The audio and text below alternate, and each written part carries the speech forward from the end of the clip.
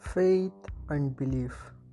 If I have to make a list of the top 10 most powerful things, then faith and belief will be on that list for sure. Imagine you consider something so pure, so powerful, so sacred, something which is bigger than any other entity in the entire universe, entire multiverse, space and time, something which is above everything.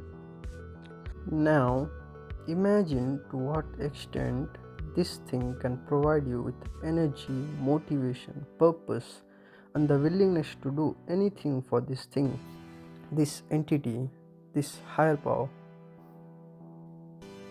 And here is the catch: as long as you are instructed, commanded, or even self initiated to do things which are non harmful, which are beneficial for both you and others, then I would say this thing, this belief and faith becomes one of the best modes by which the masses can be united. The masses in which every individual has their own autonomy to think and act. That mass can be united to get their shit together. Of course, not everything, but at least a few things. Now replace the things which are non harmful and beneficial with those things which hold the capacity to cause harm, which can cause destruction, which can cause chaos, instability, differences, and dissimilarities. So tell me, what if the latter happens? Yes, you're right. This is what happens. Now, you may wonder, is faith and belief the sole reason behind incidents like this? Well, the answer is no. There is more than this, and we will ponder upon it. The second element that enters here is our brain, the human brain. There is no doubt that the human brain is a complex machine. So let's talk about its particular role in these kinds of incidents. Before that, let's start with a question.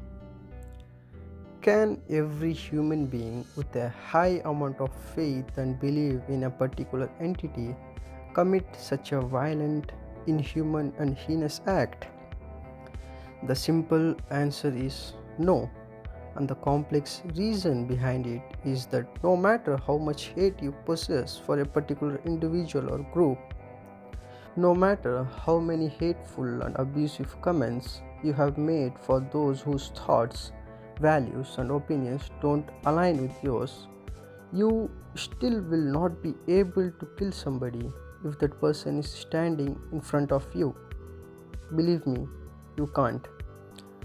Only people with an extreme amount of dark traits, with a high level of psychopathy, people who rank very low in empathy, people whose hearts are deeply corrupted by hate can undertake such an action. So let's just say, even a few among this horde turning out to be the kind I mentioned is enough to lead these kind of outcomes. Why? Because the third element which plays a role in this kind of situation is conformity. Humans are highly susceptible to conforming with a group. We are biologically coded for it through years of evolution.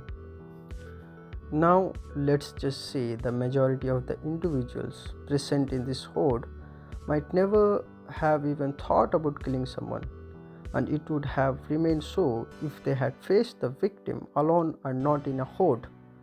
But all those elements which I mentioned acted together, which led to the loss of this human being. So, this is my theory. I think these three elements acting together lead to these kind of tragedies. Now it's time for a piece of advice. If you have even a pound of brain and an ounce of critical thinking, then you will not limit this human behavior to a specific religion or group, but you will extend it across groups. You will not get stuck in the stupid game of blame, but open your mind to explore the complexity and nuance of the human brain. I hope you gained some new perspectives from this video.